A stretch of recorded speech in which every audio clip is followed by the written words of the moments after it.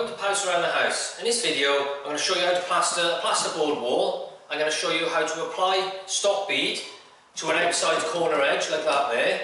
I'm going to show you how to apply scrim tape over the gaps and joints between your plasterboard, and I'm going to show you how to mix and apply the plaster. This is the length of stock bead, and if you have a look, unlike the angle edge, this has just got one raised edge. The way we cut this is quite simple.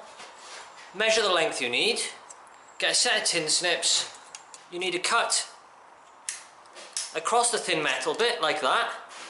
Don't cut through this piece. Then just bend this round that way and bend back again like that, and you'll find that will break off to the length you want.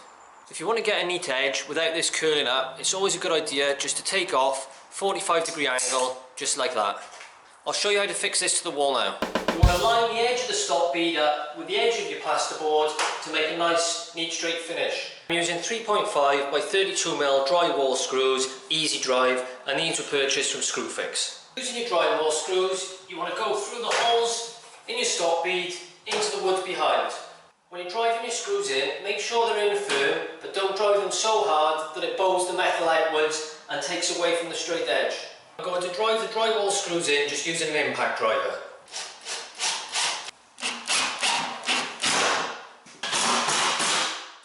And by using stock bead on your outside edge, it gives you a nice straight edge to plaster up to this way and then plaster back that way. Now, it is best practice to do this wall before you plaster this one and let it dry out, but as long as you're using a piece of bead, you can really do them at the same time. Unlike when you do internal angles, and then you definitely need to let one wall dry before you work on the other. Now I'm going to show you how to apply the scrim tape.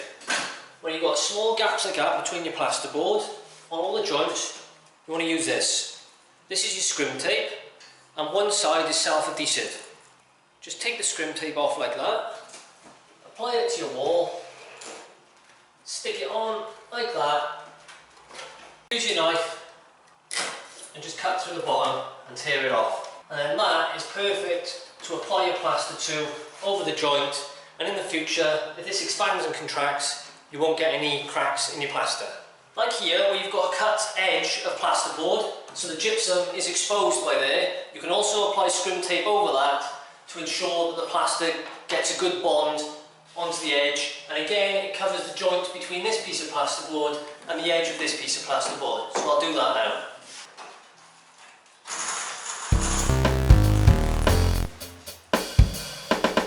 This bit of scrim tape is slightly too wide for the gap that I'm covering, so I'm just going to run the knife down the edge of the bead so it doesn't overlap the bead and get in the way.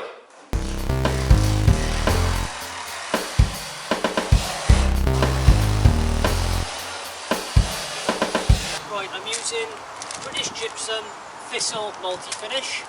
Now you can use a board finish on plasterboard, but I always use this, and this you can use on pre-painted walls as long as you're using PVA over the top. So what you want to do is fill your bucket with a bit of water, and you need to add the plaster to the water, following the instructions. Now I'm only mixing a small amount, so I've only put a small amount of water in the bucket. I'll add the plaster to it and mix it up now to a nice creamy texture, which I'll show you in a minute. You always want to keep another bucket of clean water handy, just to give your tools, your brush, and your trowel, keep that clean, and also we can give our paddle mixer a clean before we use it in the plaster.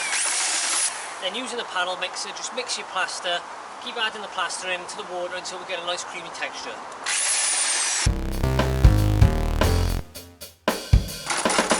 You want to use your nice clean bucket trowel end just to scrape any powder plaster off the side of your bucket and get it all mixed in to the water before mixing again with the paddle mixer. So there we go, that's the perfect texture. You take a small dollop of it like that and turn it upside down, it won't come off your trowel. Just make sure you give your paddle a quick clean so none of the plaster goes hard on it.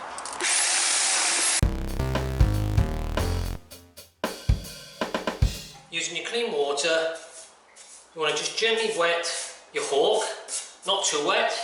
And you want to do the same with your plastering trowel. Make sure everything's clean with no bits on it. Do the back edges as well. And using your bucket trowel, dollop a bit of plaster on there. With your plaster you should be able to turn your hawk and it not slide off, like that. and then you're trying to get some plaster on either this edge of the trowel or the outside edge. Okay, so if we take the hawk and the trowel and we turn the hawk like that and slide up, we end up with the plaster on that side of the trowel. If you wanted to start on the outside edge of your trowel, you need to turn the trowel this way round and scrape it there so it ends up on the other side of your trowel. So if we take a bit on the outside edge, this is useful if we're plastering from the inside outwards that way. Now if we're going from the other side, we need to put it on this side of the hawk, like that, and then we can go from this side that way, like that.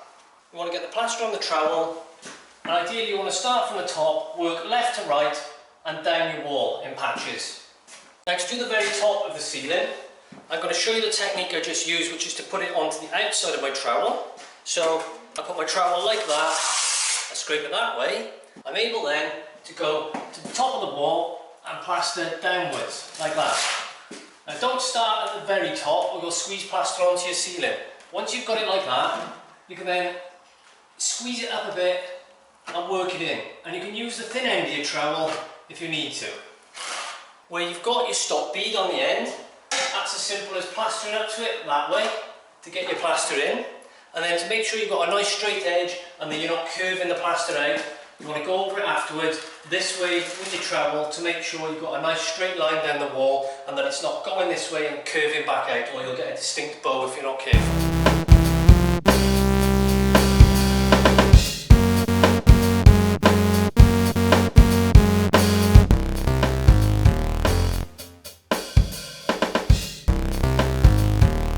And what you're hoping to achieve on a large wall is a nice long stroke. So put your trowel at the bottom like that, and just with one large motion, work your way up like that and just turn off at the end there, okay?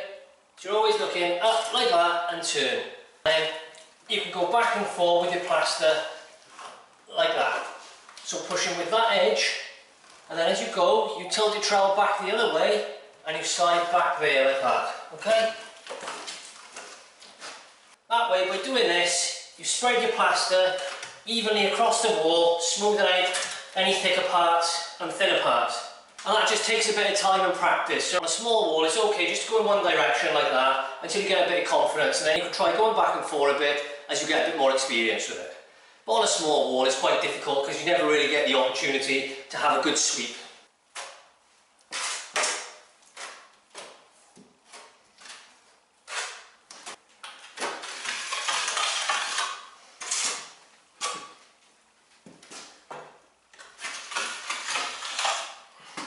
When you do the very bottom here, it's the same principle as the ceiling.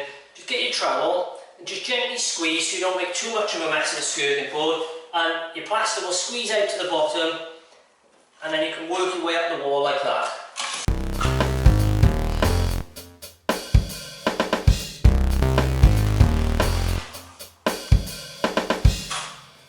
Now your wall's not going to be perfect when you first put it on. You'll have a few blemishes and marks, and don't play with it too much. When it's wet, that's okay. When it starts to go off, we can go back over it and flatten it in a bit, and once we do that, we're ready for the second coat then.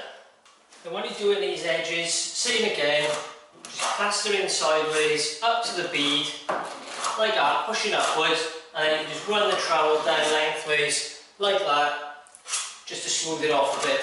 When you get to the bottom, just put a bit on the bottom of your trowel, like that, so you can get right into the base.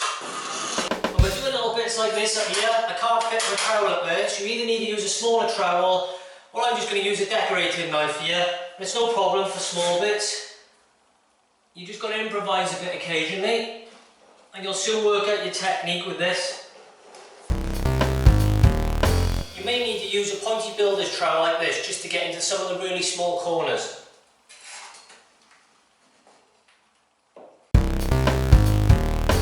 Once you've applied your first coat of plaster and you're happy that you covered all the wall, you want to just give your tools a little clean. Then you want to come back to the wall when it's just gone off a tiny bit and just go over it gently with a trowel just to iron out any small lines you might have left, but don't work it too hard. So you literally just get your trowel and just go over it like that and try to get rid of any small lines you left earlier. Don't be too fussy because we've got to put a second coat on yet, which will fill out any large gaps or little bumps you've got and we can sort that out after. Once you smooth out the lines on your first coat, you want to go outside, mix yourself another batch of plaster, and we'll apply that back over this in a minute. Now you'll know when you're ready to put your second coat on, because if you feel the first coat of plaster, it'll be just ever so slightly tacky to the touch. That's the perfect time to get your second coat on. But if it's still a bit wet, hold off on mixing your plaster. The second coat of plaster wants to be a bit wetter than the first, so you want it something like that. When you apply your second coat of plaster, you also apply it a little bit thinner than the first coat. There's no need to go quite as thick.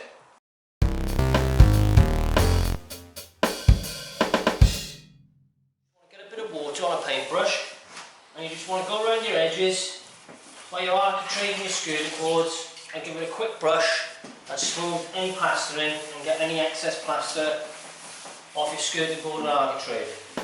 Now once you've applied your second coat and you've let it go off dry, feel it, and if it's ever so slightly tacky to the touch, you're ready to go over it with a bit of water and a trowel. And the way to do this is just get a bit of water on your brush, put it across the wall, don't make it too wet, and then start to polish your wall off by smoothing your trowel across it like that, and take out all the lines that are left in it. We'll do this, we'll let it dry again, and we'll go over it another 2 times, and this is what's called polishing off. And if you get any plaster left on your trowel like that, try to push it back in and spread it around. Just push it in like that and back on the wall. So again, just using a slightly wet brush, just apply some water to your plaster and just work it in like that.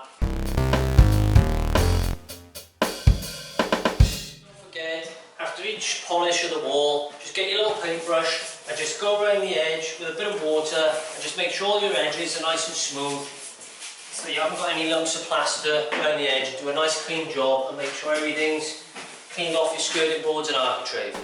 I'm giving this wall 2 polishes. I'm not going to do any more because the wall is smooth enough, and if you polish it too much, sometimes you find it so shiny you can't get any purchase to put paint over the top. Now this bit's entirely up to you. You can polish it as much as you want, but to be honest, getting it really glassy sometimes is just a bit pointless. So here's the finished result. These white patches are just where it's drying out. That's a nice smooth finish, not too shiny, which is perfect just to apply your paint to. You can see here where we've applied the stop bead, we've got a nice 45-degree angle there. As I said, if you plaster it that way, outwards, you'll find that by there you'll get a little dip and you tend to bow outwards towards me. So by bringing your trowel down this way flat afterwards, ensure that you get a nice straight line across there and it'll all blend in and give you a nice flat wall. So when you look sideways like that, you can see you've got a lovely straight line down there and there's no bow. And as if by magic, it's all painted. I hope you enjoyed this video. For more DIY, how-to, household tips and product review, please watch my other videos and don't forget to subscribe. I've been Pouse Around the House. Ta-ta, farewell.